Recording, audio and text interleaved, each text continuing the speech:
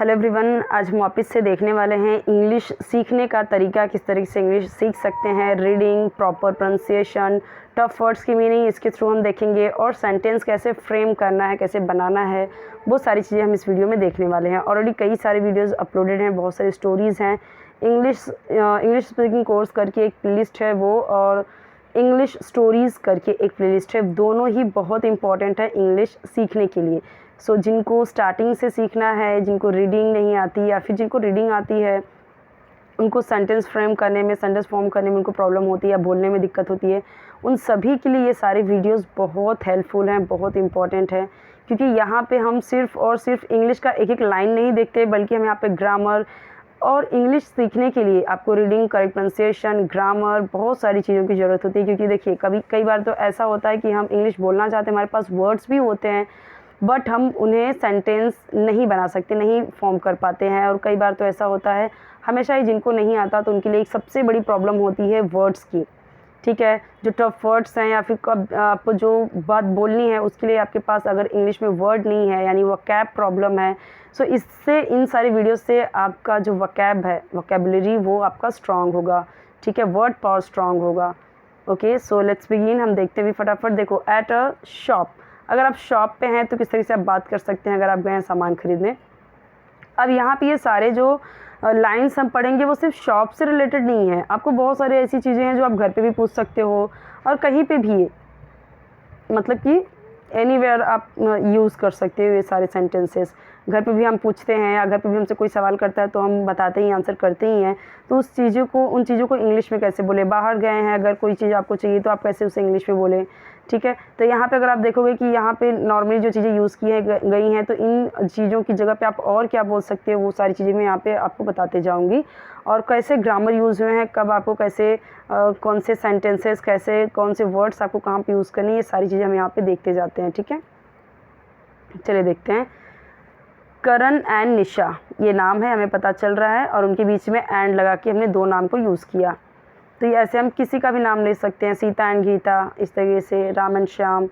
Karan and Nisha are हैं, क्योंकि अगर एक नाम बोलते हैं तो हम ऐसे बोलते हैं, Karan is with his mother, Nisha is with her mother. अब समझ रहे हैं आप, यहाँ पे निशा अगर होता तो आर की जगह पे इज़ होता, विद होता, और देयर की जगह पे हर होता। मैंने आपको बार बार बताया है कि अगर हम अपना यूज़ कर रहे हैं तो जो यहाँ पे होता है सब्जेक्ट, उसके अकॉर्डिंग हम ये यूज़ करते हैं। जैसे कि करण और निशा अपनी माँ के साथ हैं, तो अपनी माँ के साथ है, यहाँ पे करण, दो लोग हैं, इसलिए हमने देयर यूज़ किया है अपनी के लिए। लेकिन अगर यहाँ पे इसकी जगह पे ही होता या सिर्फ करण होता, यहाँ पे सिर्फ करण होता, तो हम इसकी जगह पे ये जो वर्ब आर है इसको इज़ कर देते, विद देयर की जगह पे हिज मदर, अपनी माँ के साथ। ये इसके अकॉर्डिंग हो जाता है, सब्जेक्ट के अकॉर्डिंग चेंज होता है। अगर शी होता है यहाँ पे, she is with her mother. Okay, अगर आई होता तो आई, आर की जगह पे एम, और यहाँ पे जो देयर यूज़ हुआ है अपने के लिए, इसके लिए हो जाएगा my. I am my mother, sorry, I am with my mother. इस तरीके से आई एम विद, मैं अपनी माँ के साथ हूँ। ओके, सो आई होप आपको समझ में आएगा कि यहाँ पे आर क्यों हुआ है, क्योंकि ये दो लोग हैं, इसलिए इनको है दिखाने के लिए आर यूज़ हुआ है। विद यानी साथ, देयर यानी अपनी, मदर यानी माँ।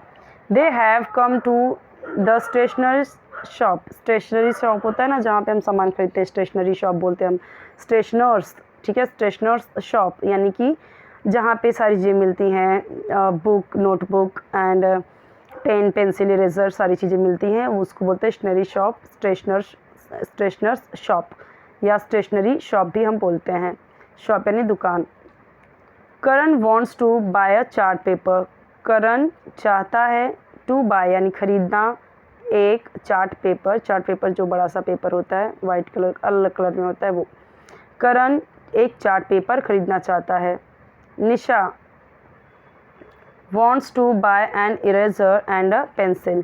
अब यहाँ पे चार्ट पेपर था इसलिए अ यूज़ हुआ था एक के लिए, लेकिन यहाँ पे आप देखो एन यूज़ हुआ है इरेज़र के लिए। मैंने आपको बार बार बताया है कि अगर कोई सेंटेंस में ई से, यहाँ पे देखो AEIOU, ये पांच लेटर से अगर कोई वर्ड यूज़ हुआ है और उसके पहले आपको एक लगाना है, अ या एन, तो उसमें से आपको क्या आएगा, एन आएगा। और यहाँ पे बाकी के जो हैं ए ई आई ओ यू के अलावा जितने हैं, उसके अलावा कोई भी वर्ड हो तो वहाँ पे यूज़ होगा एक के लिए, एक पर्टिकुलर चीज़ को दिखाने के लिए। अगर हमें यूज़ करना है या एन, तो डिपेंड करता है वर्ड कैसा है। अगर जैसे बोला एक हाथी, यानी एन एलिफेंट, एन एलिफेंट, क्यों? क्योंकि यहाँ पे ई से स्टार्ट हो रहा है। N orange, N orange, orange. और क्या हो सकता है? एन आइसक्रीम, आइसक्रीम, आइसक्रीम, ठीक है। और एन इंक या इंक पॉट, इंक पॉट, क्यों? यहाँ पे देखो आई से ही यूज़ हो रहा है। बाकी चीज़ों के लिए हम जितने भी लेटर बचे हुए हैं उनसे अगर यूज़ होता है तो ही यूज़ करते हैं। तो ये कुछ ज़रूरी चीज़ें हैं जो बहुत ज़रूरी हैं आपको बोलने में। अब ऐसी जगह पे अगर आप लगा दोगे, इरेजर रॉन्ग हो जाएगा ना। मदर, अब यहाँ पे मदर बोलते हैं। देखो ये डायलॉग हम अक्सर बोलते हैं ना एक दूसरे से जब बातचीत करते हैं, तो कोई एक सामने वाला पर्सन कुछ और बोलेगा, हम कुछ और बोलेंगे, तीसरा पर्सन कुछ और बोलेगा, तो वो सारी चीज़ें यहाँ पे दी हुई हैं। तो कितनी ज़रूरी हैं ये सारी चीज़ें हमें इंग्लिश सीखने के लिए। देखो मदर बोलती है hello sir, I want to buy a chart paper. वो यानी शॉपकीपर से बोलता है, बोलती है उसकी माँ हेलो सर। ये नॉर्मली हम बोलते हैं, कॉल पे भी रहते हैं तब भी हम हेलो ही बोलते हैं।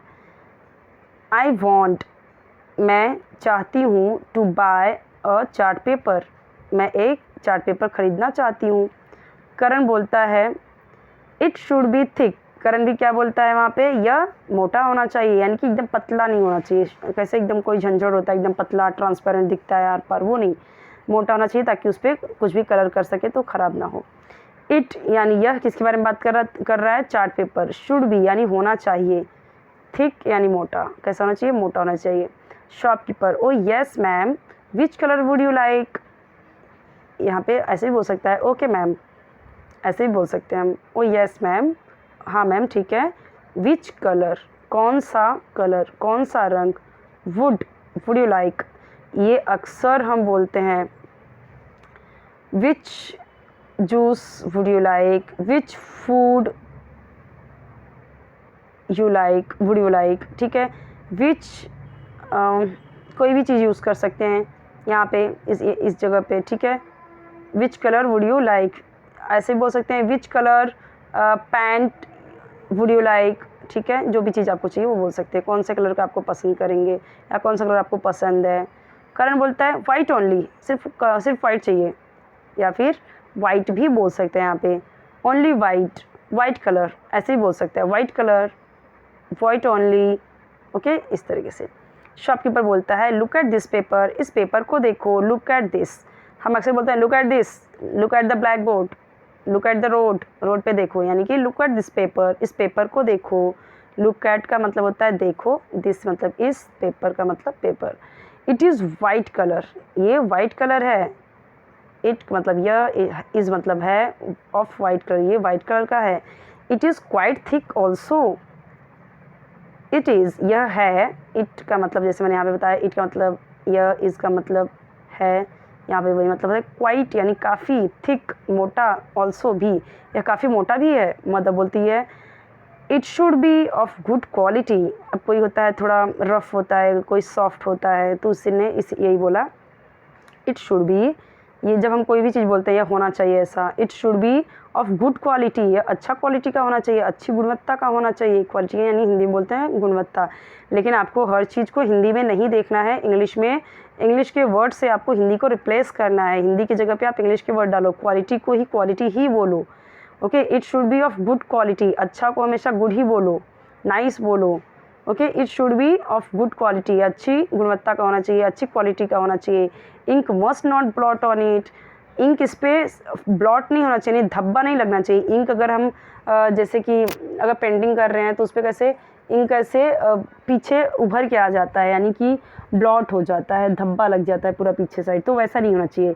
Ink must not blot on it, यानी ब्लॉट यानी धब्बा यानी फैलना, ब्लॉटिंग होना, ठीक है। जैसे इस साइड हमने इंक किया, कुछ कलर किया और पिछले साइड क्या हो जाता है, पूरा फैल जाता है, उसको पूरा दिखता है, वैसा नहीं होना चाहिए। Ink must not blot on it, ink इस पर ब्लॉट नहीं होना चाहिए, इस पर धब्बा यानी एकदम उभर के नहीं आना चाहिए या फिर फैलना नहीं चाहिए। Shopkeeper no no, ink would not get blotted on it, नहीं नहीं, इंक बिल्कुल भी इस पर ब्लॉटेड नहीं होगा। ब्लॉटेड यानी धब्बेदार या फैलना, वुड नॉट यानी नहीं होगा, वुड यूज़ है यानी फ्यूचर के लिए ऐसे सेंटेंस यूज़ हो रहा है, नॉट मतलब नहीं, गेट ब्लॉटेड यानी नहीं फैलेगा या नहीं ब्लॉटेड होगा, ऑन इट, इस पर, इट यानी इस, ऑन मतलब पर।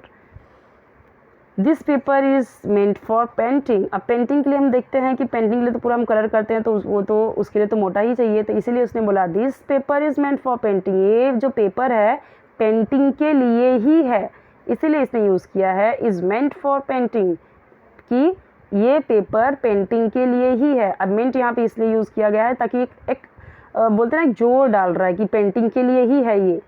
ओके, अब मेंट का मतलब होता है मतलब, ठीक है, कि ये पेपर जो है पेंटिंग के लिए ही सिर्फ है, पेंटिंग के मतलब के लिए ही है, तो इस तरीके से यूज़ हुआ है। Karan, I want to have a packet of sketch colours also. I want to have a packet of sketch colours also, also मतलब भी, वॉन्ट मतलब चाहिए, आई मतलब मुझे, have a packet, I want to have a packet of sketch colour, किसका चाहिए, sketch colour का, तो ऑफ लगा के यहाँ पे, ऑफ मतलब का के की, स्केच कलर, स्केच कलर का एक पैकेट भी मुझे चाहिए। I want to have a packet, मुझे एक पैकेट ऑफ स्केच कलर्स, मुझे एक स्केच कलर का पैकेट भी चाहिए, ऑल्सो मतलब भी। Nisha, mom I want to have an eraser, a pencil and a sharpener also. Mummy I want to have an eraser, eraser यानी रबर, रबर जिससे मिटाते हैं पेंसिल लिखा हुआ, उसको बोलते हैं इरेजर इंग्लिश में। तभी जो आप रबर बोलते हैं तो उसको आप इरेज़र ही बोलिए। शार्पनर, ये तो सब शार्पनर ही बोलते हैं अक्सर। पेंसिल यानी पेंसिल आपको पता ही है। I want to have an eraser, मुझे एक इरेज़र भी चाहिए, पेंसिल और शार्पनर भी चाहिए। मदर बोलती है येस, हाँ, give us a packet of sketch colours, an eraser, a pencil and one sharpener also. सारी चीज़ों को उसने ऐड किया, कैसे, येस, गिव अस, गिव यानी दो, अस मतलब हमें, हमें दो, एक पैकेट स्केच का, अ पैकेट ऑफ स्केच, ठीक है, sketch colours, a packet of sketch colours, और फिर एक इरेज़र, एक पेंसिल और एक शार्पनर भी, लास्ट में क्या लगाया, ऑल्सो। करण बोलता है mom let us buy a pair of small scissors also, I often need it. अब इसको बहुत लोग ऑफ्टन बोलते हैं या ऑफ्टन बोलते हैं, यहाँ पे टी साइलेंट होता है। ओके, लेटस बाय, लेटस मतलब खरीद लेते हैं, लेटस बाय चलो खरीद लेते हैं, a pair of small, let's का मतलब अक्सर यूज़ होता है चलो या खरीदो, ठीक है, यहाँ पे बाय खरीदो, a pair of small scissor, scissor को हम सीज़र्स ही बोलते हैं, ठीक है। अब पैंट को हम पैंट्स ही बोलते हैं, नॉर्मली लोग बोल देते हैं पैंट, लेकिन हम देखो जैसे गॉगल को हम गॉगल्स बोलते हैं, ठीक है, लोग गॉगल बोलते हैं उस चश्मे को, गॉगल्स बोलते हैं, क्यों, क्योंकि वो हमेशा वो प्लूरल में ही यूज़ होता है। सीज़र्स बोलते हैं, सीज़र जो लोग बोलते हैं वो रॉन्ग होता है, क्यों, क्योंकि इसकी यहाँ पे दो चीज़ें हैं, देख रहे हैं इस तरीके से कैंची होती है, फिर पैंट भी इस तरीके से दो होते हैं, दो पेयर वाले, चश्मा भी हम देखते हैं तो दो होता है इस तरीके से, इसके लिए ये चश्मा होता है ना, तो इसके लिए इसको दो पार्ट में है, दो है, इसके लिए हम ऑलरेडी उसको एस यूज़ करते हैं, सीजर्स, गॉगल्स, पैंट्स, कई सारी शूज़, ठीक है। तो यहाँ पे क्या बोला, let us buy a pair of small scissors, a pair of small scissors. अब एक जोड़ा का मतलब नहीं है, पेयर ऑफ हम एक जोड़ा बोलते हैं, लेकिन यहाँ पे सीजर वो ऑलरेडी दो है इसको, इसलिए हम अब पेयर ऑफ बोलते हैं। छोटी कैंची, ऑल्सो भी, आई often need it, need it, need का मतलब होता है ज़रूरत, इट मतलब इसकी, ऑफन यानी अक्सर, आई मतलब मुझे, मुझे अक्सर इसकी ज़रूरत होती है। सो मम्मी एक छोटी सी कैंची भी खरीद लेते हैं, मुझे इसकी अक्सर ज़रूरत होती है, ऐसे सेंटेंस बनेगा। निशा क्या बोलती है, and I want to have a tube of gum also. क्या बोलती है, एंड आई वॉन्ट टू, अब मुझे भी चाहिए, I want to have a tube of gum also. अब लास्ट में देखो ऑल्सो, ऑल्सो यूज़ हो रहा है, लास्ट में अक्सर हम लास्ट में ही बोलते हैं, जो चीज़ हमें चाहिए उसके लास्ट में हम ऑल्सो बोलते हैं, और हमें जो भी कुछ चाहिए तो हम कैसे बोलते हैं, आई वॉन्ट, मुझे चाहिए, I want have a tube. Normally भी बोलते हैं I want a tube of gum also, have नहीं भी लगाते कई बार तो भी चलता है, नो इशू। अभी स्टार्टिंग में है तो आपको इतना नहीं याद हो रहा है तो आप ऐसे ही बोले, I want to gum also, I want to a book also, I want to eraser, pencil and a sharpener also, ऐसे बोल सकते हैं। Mother, all right we will have a pair of small scissors and tube of gum but nothing more. तो उसकी माँ बोलती हैं ठीक है, we will have a pair of small scissors, हम खरीद लेते हैं कैंची छोटी, ट्यूब ऑफ गम, और कुछ तो नहीं ना, यहाँ पे बोलते हैं बट नथिंग मोर, और कुछ नहीं। करण बोलता है yes nothing more ma'am, mom नहीं और कुछ नहीं मम्मी। निशा बोलते हैं yes mom, I don't want anything else, I don't want anything else अक्सर बोलते हैं, यू वॉन्ट एनीथिंग एल्स, ठीक है, ऐसे बोलते हैं ना, तो और कुछ, ऐसे बोलते हैं और कुछ, कोई और, इस तरीके से हम यूज़ करते हैं एनीथिंग एल्स के लिए। तो बोलते हैं हाँ मम्मी, आई डोंट वॉन्ट, मुझे नहीं चाहिए, एनीथिंग एल्स, और कुछ, मुझे और कुछ नहीं चाहिए। इस तरह से आप भी बोल सकते हो, खाना खा रहे हो, होटल में हो, तभी भी ऐसे बोल सकते हो अगर आपको कोई पूछा जा रहा है, no no I don't want anything else. Mother, now give me the bill, ना अब मुझे बिल दे दो। उसने शॉपकीपर को बोला नाउ अब गिव मी, मुझे दो, द बिल, बिल मुझे दे दो। Shopkeeper, here's the bill, thank you, here is the bill madam. अब यहाँ पे हियर देखो ये इज़ है, लेकिन यहाँ पे कॉन्ट्रैक्ट करके इसे अपॉस्ट्रोफी एस लगा दिया है, here is the bill, okay, here is the bill madam, thank you, ये रहा bill madam, thank you. Okay, so I hope कि आपके लिए हेल्पफुल होगा, और जो टफ वर्ड्स हैं उसकी मीनिंग ऑलरेडी लिखे गए हैं, आप देखिए, उसे याद कीजिए। वीडियो मैक्सिमम रेजोल्यूशन पे देखना ताकि आपको वीडियो क्लियर दिखे। अगर आप लो रेजोल्यूशन पे देखोगे तो वीडियो आपको क्लियर नहीं दिखेगा, ब्लर दिखेगा। ओके, और कोई वीडियो चाहिए तो आप कमेंट में बताइए।